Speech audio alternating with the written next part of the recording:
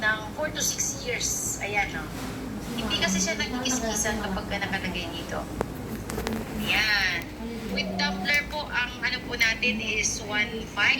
Kapag meron naman slip, yung sling bag, ano po yan, 1.650. Mga non-member price po yan.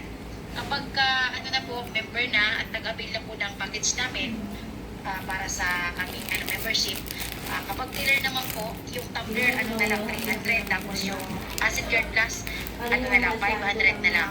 Kapag doon naman po sa reseller 2,000 pesos, ang isang tumbler po is 350, yung Acid Guard naman is 650. So kapag nabili po kayo noon, yung package namin lifetime discount nyo na po yun.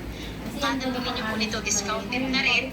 Tapos po, kapag mag-order po kayo, dito po kayo mismo mag-order sa Acid Guard Plus page. Hindi po doon sa page ni Pinoy Farmer kasi magkaiba po ito. Iba po yung sa kanya, iba din po. Pero nagpo-promote po siya ng Acid Guard Plus. Ano po namin siya? Authorized dealer din po. Tapos ito po yung official page po pala ng Acid Guard Plus. Tapos po yung isa po namin doon sa blue logo, PG7 Marketing Corp, yun po yung pinakapangalan po talaga ng company namin.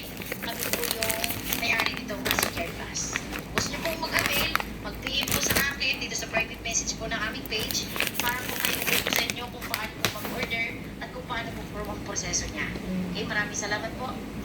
Ganda buhay!